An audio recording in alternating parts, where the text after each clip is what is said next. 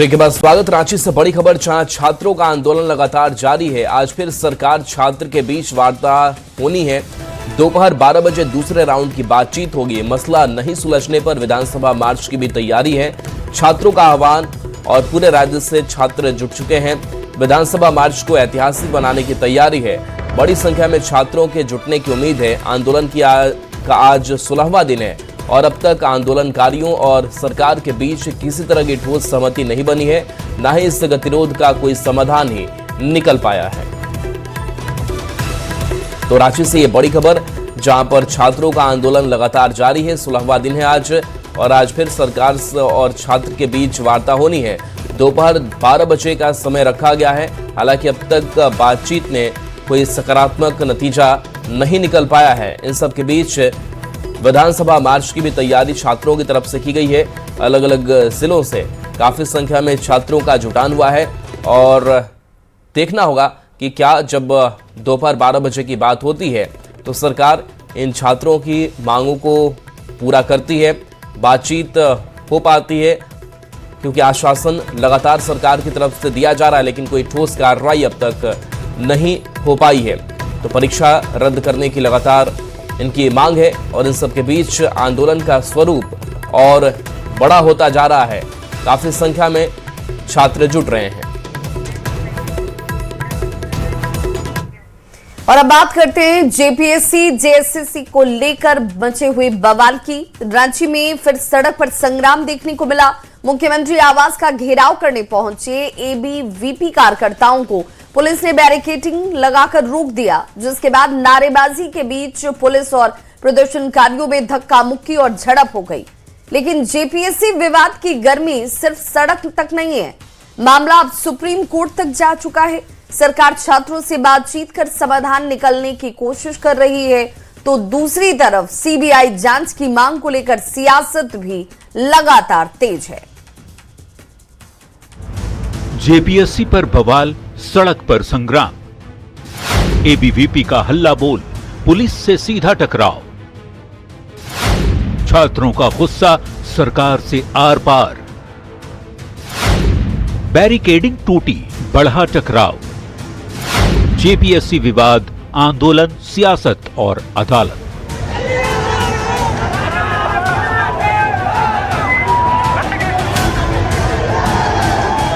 सड़क पर एबीवीपी कार्यकर्ताओं की भारी भीड़, सामने पुलिस की बैरिकेडिंग, नारेबाजी के बीच अचानक बढ़ा तनाव और देखते ही देखते पुलिस और प्रदर्शनकारियों के बीच झड़प शुरू हो गई। रांची की सड़क पर ये तस्वीरें सिर्फ एक प्रदर्शन की नहीं, बल्कि उस गुस्से की जो जेपीएससी जेएसएससी परीक्षा में कथित गड़बड़ी को लेकर लगातार बढ़ रहा है। एबीवीपी कार्यकर्ता बड़ी संख्या में मुख्यमंत्री आवास का घेराव करने पहुंचे। हाथों में झंडे, जुबान पर नारे और सामने पुलिस की बैरिकेडिंग। कार्यकर्ताओं ने बैरिकेडिंग पार करने की कोशिश की, जिसके बाद पुलिस ने उन्हें रोकने का प्रयास किया और देखते ही देखते दोनों पक्षों के बीच धक्का मुक्की शुरू हो गई।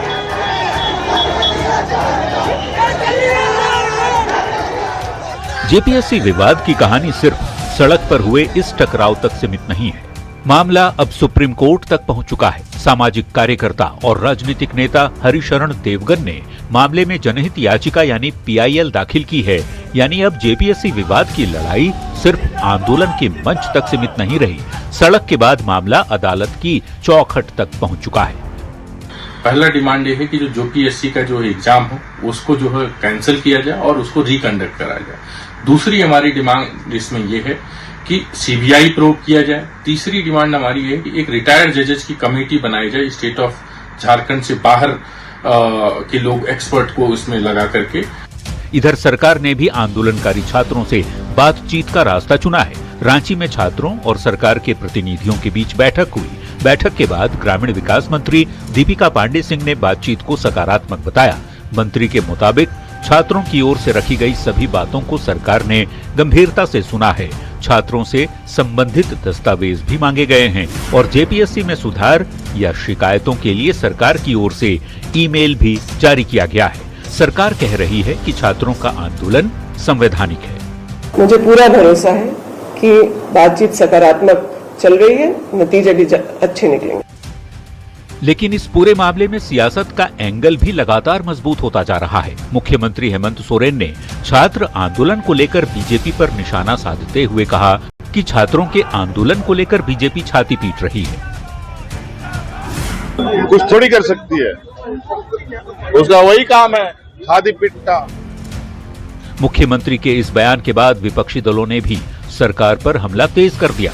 डुमरी विधायक जयराम महतो और आजसू सुप्रीमो सुदेश महतो ने सरकार को घेरते हुए मामले की सीबीआई जांच की मांग की। आप सत्ता में, इसका मतलब आप दोषारोपण मत करिए, सत्य है कि नहीं इस पे बात करिए, पेपर लीक हुआ है कि नहीं इस पे बात करिए, अवैध तिवारी ने स्वीकारा है कि 40 लाख 60 लाख में सीटें बेची गई हैं, इस पर बात करिए। सब्जेक्ट है कि मांग क्या है, क्यों सड़क पर छात्र आए हैं, उसका सीधा वास्ता है कि सड़क पर इसलिए आए चूंकि सरकारी चयन संस्था को बिक्री केंद्र बना दिया गया था। फिलहाल जेपीएससी जेएसएससी का ये विवाद थमता नजर नहीं आ रहा।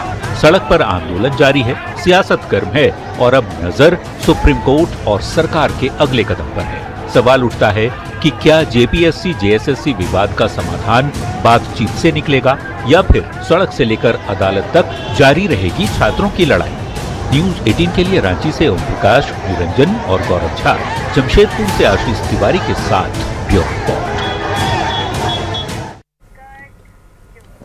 बात करते धनबाद के छाताबाद की, जहां शुक्रवार को हुए भूधसान से करीब 20 घर समीदोज हो गए। कई मकान क्षतिग्रस्त हुए और 12 लोग घायल हो गए। एक महीने में दूसरी बार हुई इस घटना से लोगों में दहशत है। सवाल है कि आखिर बार बार जमीन क्यों धंस रही है? क्या हैवी ब्लास्टिंग और खनन इसकी वजह है? और लोगों की सुरक्षा की जिम्मेदारी आखिर किसकी है? ये रिपोर्ट आपको दिखाते हैं। छाताबाद में तबाही, जमीन के नीचे क्या है राज? हेवी ब्लास्टिंग के बाद भूधसान, कौन जिम्मेदार? घर जमींदोज, सड़क धसी, प्रशासन से सवाल। जमीन फटी, घर धसे, आखिर कब जागेगा सिस्टम?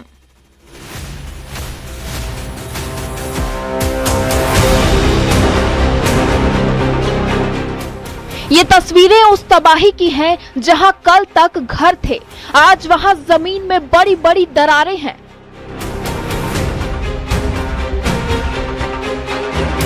धनबाद के छाताबाद में शुक्रवार को हेवी ब्लास्टिंग के बाद अचानक भूधसान हुआ। करीब 20 घर देखते ही देखते जमींदोज हो गए। कई मकानों में दरारें आईं, सड़क जगह जगह धंस गई और पूरे इलाके में अफरा तफरी मच गई।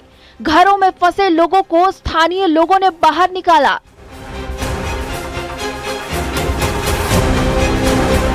जैसे चोरी करके कोई लेक भाग जाता है, रात में पहरा देते हैं, उस तरह दे रहे हैं हम लोग।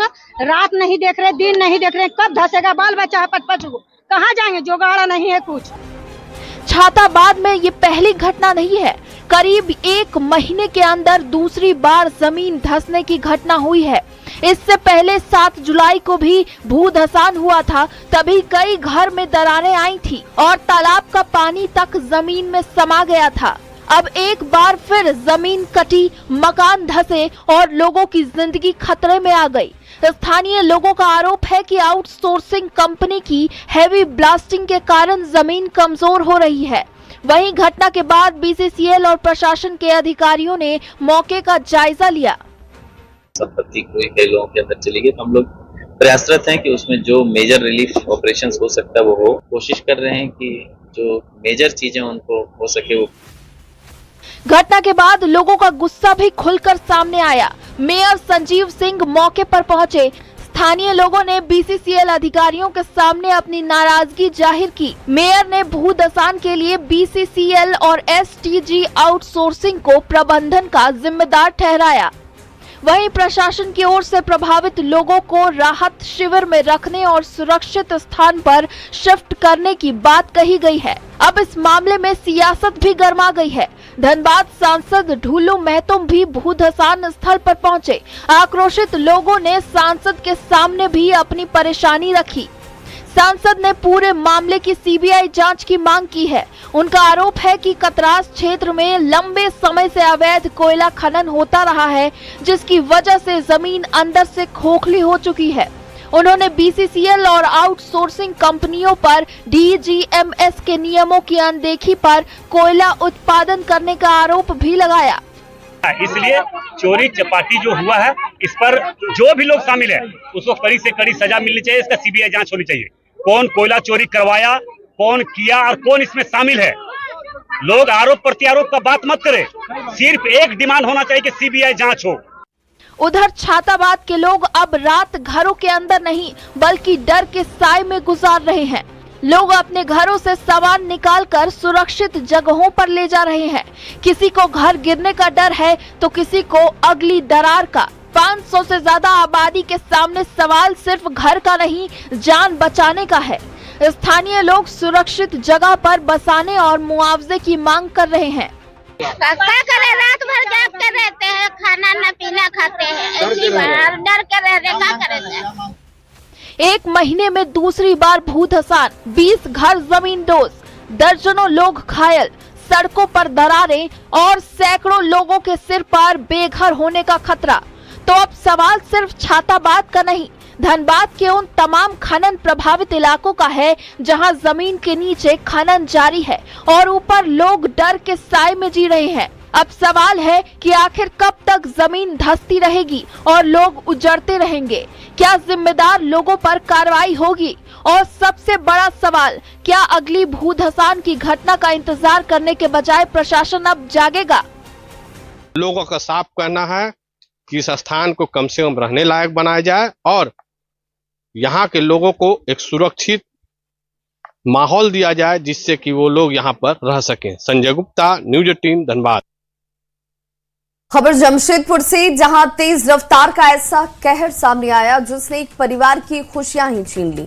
गोविंदपुर थाना क्षेत्र में एक तेज रफ्तार बस अनियंत्रित होकर वॉशिंग सेंटर में जा घुसी और इस दौरान बस की चपेट में आने से 6 साल की बच्ची की दर्दनाक मौत हो जाती है, जबकि 3 लोग गंभीर रूप से घायल हो गए। बताया ये भी जा रहा है कि परिवार अपने बेटे बेटी को लेकर कार धुलवाने के लिए वॉशिंग सेंटर पहुंचा हुआ था और तभी तेज रफ्तार बस ने सब कुछ तहस नहस कर दिया। हादसे के बाद गुस्साए लोगों ने बस में तोड़फोड़ की और चालक की जमकर पिटाई की गई। घायल चालक को निजी अस्पताल में इलाज के लिए भर्ती करवाया गया है। वहीं आक्रोशित लोगों ने गोविंदपुर अन्ना चौक को जाम कर आगजनी की। हालात को देखते हुए बड़ी संख्या में पुलिस बल यहां पर पहुंचा हुआ है और ये एक्सक्लूसिव तस्वीरें इस वक्त आपके टीवी स्क्रीन पर लोगों की नाराजगी अब साफ तौर पर सड़क पर नजर आती हुई।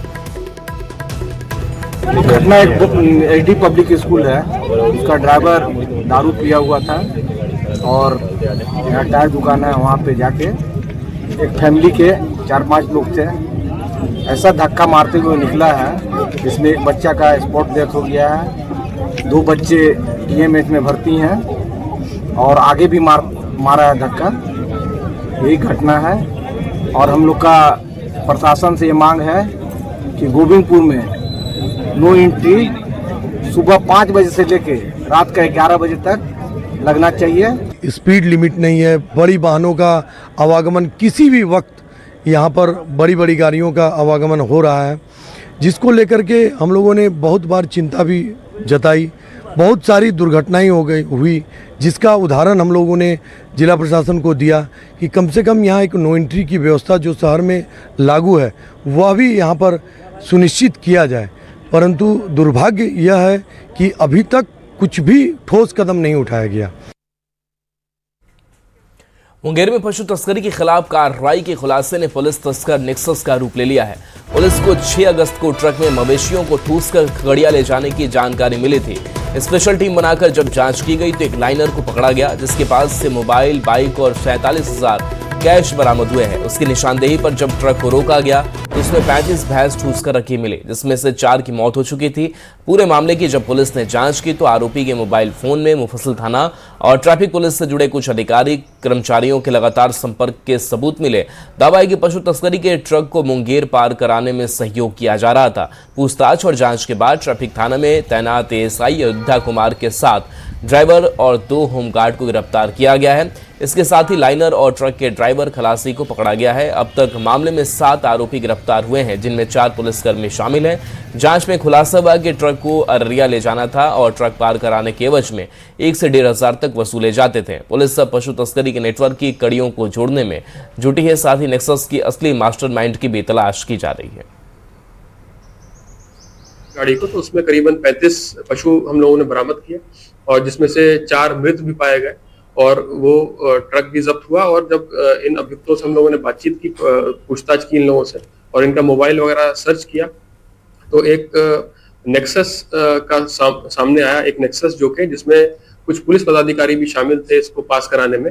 उसमें ट्रैफिक के एक एएसआई जिसका नाम अयोध्या कुमार है वो शामिल था। ये लोग पास कराने के लिए, गाड़ी को पास कराने के लिए पैसा अवैध वसूली कर रहे थे और पुलिस की सहायता से ये लोग जो है आगे उसको पास करा रहे थे। इसमें 4 पुलिसकर्मी की घटना में संलिप्तता थी, उनको अरेस्ट किया गया है हम लोगों ने। और पूर्व में, जैसे कि बताया मैंने, कि पूर्व में जो मोबाइल के माध्यम से साक्ष्य उपलब्ध हुआ है, तो कुछ पुलिस ऑफिसर और पुलिस सिपाही का नाम सामने आया है, उस पर हम लोग अनुशासनिक कार्रवाई करेंगे।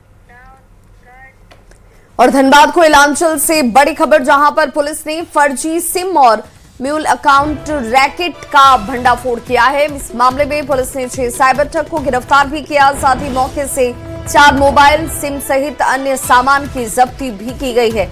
जानकारी देते हुए इस मामले पर एसपी ने कहा कि दुकान की पॉज मशीन का दुरुपयोग कर शीतलपुर गांव के सीधे साधे और गरीब ग्रामीणों के नाम पर रिकॉर्ड संख्या में फर्जी सिम कार्ड एक्टिव किए जा रहे थे। जांच में यह भी पता चला कि एक ग्रामीण के नाम पर 11, 14, 15 और 20 सिम कार्ड तक बेहद कम समय में जारी कर दिए गए, जिनका दुरुपयोग देश भर में ठगी के लिए किया जा रहा था। और पुलिस ने ग्रामीणों से कम पैसों में सिम कार्ड नहीं खरीदने और सतर्क रहने की अपील की। तो इन लोगों का पूरा एक ऑर्गेनाइज्ड क्रिमिनल गैंग है, ये 2 साल से चलते आ रहा है। तो ये पूरा जो मॉड्यूल है इसको हम अरेस्ट कर लिए हैं और इन लोगों से पूछताछ करने पर और भी नाम आया हुआ है, जिनको नेम्ड एफआईआर हम कर लिए हैं और आगे हमारा अनुसंधान में ये लोगों को भी हम अरेस्ट कर लेंगे। खबर रामगढ़ से, जहां रजरप्पा मंदिर जाने वाली सड़क पर अचानक हाथियों के झुंड आ जाने के कारण थोड़ी देर के लिए सड़क पर अफरा तफरी मच गई और यातायात रुक गया। घटना के बाद स्थानीय लोगों में दहशत का माहौल है। हालांकि हाथियों ने अभी किसी तरह का नुकसान नहीं पहुंचाया है। बताया गया कि 22 हाथियों का झुंड जानिया मारा जंगल के पास रजरप्पा मंदिर जाने वाले रास्ते के पास जंगल में मौजूद है। इसके बाद वन विभाग की क्विक रिस्पांस टीम हाथियों के झुंड पर नजर रखे हुए है। साथ ही एलिफेंट क्रॉसिंग का बोर्ड लगाकर लोगों को सावधान किया जा रहा है। से हाथी रजरप्पा क्षेत्र में के जंगल में विचरण कर रहा है, तो आम जनों से अपील है कि रजरप्पा रोड में जो रोड मंदिर जाती है उसमें सावधानी पूर्वक जाएं और ग्रामीणों से अपील है कि वो जंगल में अनावश्यक ना जाएं। और देश भर में आज कई जगहों पर तिरंगा यात्रा निकाली जा रही है और रांची में तिरंगा यात्रा निकाली जा रही है, जिसमें बीजेपी विधायक मनीष जायसवाल और केंद्रीय रक्षा राज्य मंत्री संजय सेठ भी शामिल हैं। तो बीजेपी विधायक तिरंगा यात्रा में शामिल होते हुए और देश भर में इस तरीके से तिरंगा यात्रा निकाली जाती हुई और बीजेपी की तरफ से ये रांची में तिरंगा यात्रा निकाली गई, जिसमें केंद्रीय मंत्री भी शामिल हुए। साथ ही साथ बीजेपी के विधायकों की मौजूदगी आपको तस्वीरों में नजर आ रही है।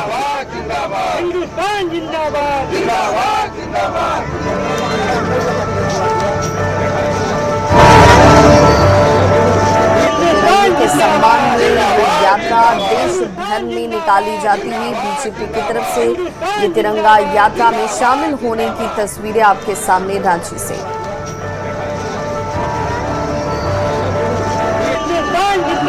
स्वाभाविक है, ये हमारा उत्साह का दिन है और 15 अगस्त के पूर्व सभी प्रखंड, सभी जिला में तिरंगा यात्रा निकालकर एक आने वाला सेलिब्रेशन के पूर्व एक सेलिब्रेशन है। तिरंगा हमारी आन बान और शान है। पूरे देश भर में आज से लेकर 13 तारीख तक हर जगह तिरंगा यात्रा है। माने तिरंगा यात्रा आप देखो कि एक उत्साह, और जब हम भारत माता की जयकारा लगाते हैं एक ऊर्जा आती है। वंदे मातरम का जयकारा लगाते हैं तो ऊर्जा आती है।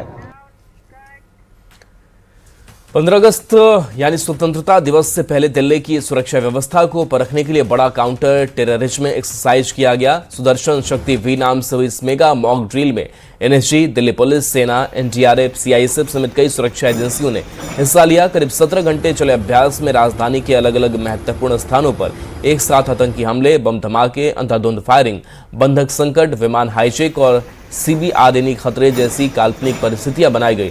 Kashmiri Gate, Connaught Place, IGI airport, Lal Qila, metro station और कई अन्य स्थानों पर एजेंसियों की क्विक रिस्पॉन्स और आपसी तालमेल की क्षमता परखी गई। ये तस्वीर आपको दिखा रहे हैं जहां पर स्वतंत्रता दिवस से पहले सुरक्षा व्यवस्था चाक चौबंद रखने के लिए दिल्ली में कई जगहों पर मॉक ड्रिल किया गया ताकि किसी भी आपात स्थिति से निपटा जा सके और लगातार सुरक्षा एजेंसियां अलर्ट पर हैं। तो देश भर में स्वतंत्रता दिवस की तैयारी शुरू हो चुकी है और दिल्ली में सीआरपीएफ ने भी स्वतंत्रता दिवस की तैयारी तेज कर दी है। सीआरपीएफ की 122वीं बटालियन की ओर से इन दिनों देशभक्ति का संदेश लोगों तक पहुंचाया जा रहा है और इसी के तहत कनॉट प्लेस पर सीआरपीएफ के जवानों ने देशभक्ति के गीतों की शानदार प्रस्तुति दी। वहीं ब्रास बैंड में भी लोगों में राष्ट्र प्रेम की भावना जगाई गई और इस पहल का मकसद युवाओं को देशभक्ति और राष्ट्रीय एकता का संदेश देना रहा। कनॉट प्लेस से लेकर इंडिया गेट तक प्रमुख स्थानों पर इस तरीके से कई कार्यक्रम किए जा रहे हैं। अगस्त की तैयारियां यहाँ पर तेज होती हुई दिखाई दे रही है। तमाम तस्वीरें मैं आपको कनॉट प्लेस से दिखा रही हूँ जहाँ पर सीआरपीएफ की 122 बटालियन खास प्रस्तुति पेश कर रही है। आपको बताएं कि सीआरपीएफ के नेतृत्व में ये खास बैंड, ब्रास बैंड, जो कि 15 अगस्त को यही प्रस्तुति देने वाला है, ये खास परफॉर्मेंस यहाँ पे कर रहा है। और सीआरपीएफ का एक ही मिशन है कि जितनी भी पब्लिक है, जितने भी लोग हैं, वो यहाँ पर देशभक्ति की भावना समझ सके और एक तरीके से देशभक्ति का मैसेज यहाँ सीआरपीएफ जो है वो लोगों तक पहुँचाती हुई दिखाई दे रही है। जहाँ पर ये ब्रास बैंड देशभक्ति की प्रस्तुति यहाँ पर करते हुए दिखाई दे रहे हैं। आप देख सकते हैं ये मधुर धुन हमारे देश का गौरव है। सीआरपीएफ हमारे देश का गौरव है। स्वतंत्रता दिवस हमारे देश का गौरव है और ये गौरव की धुन सब पब्लिक को पहुंचाने की कोशिश की जा रही है। 3 दिन तक ये खास प्रस्तुतियां चलने वाली है और आखिरकार 15 अगस्त को भी ये बैंड वहां पर ये प्रस्तुति पेश करेगा। कैमरामैन अनिल के साथ रंजन कोहली, न्यूज़ 18। खबर अयोध्या से, जहां चढ़ावे चोरी को लेकर उठे विवाद के बाद भी राम मंदिर के लिए भक्तों का उत्साह कम नहीं हुआ है। सावन के महीने में श्रद्धालु बड़ी संख्या में मंदिर पहुंच रहे हैं और दान भी कर रहे हैं। संतों ने चढ़ावा चोरी को लेकर कहा कि राम मंदिर को बदनाम करने की कोशिश नाकाम साबित हुई।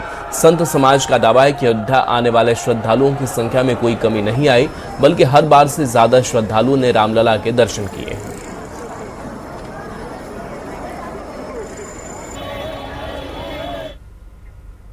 न्यूज़ 18 पर खबरें आपके लिए लगातार जारी हैं।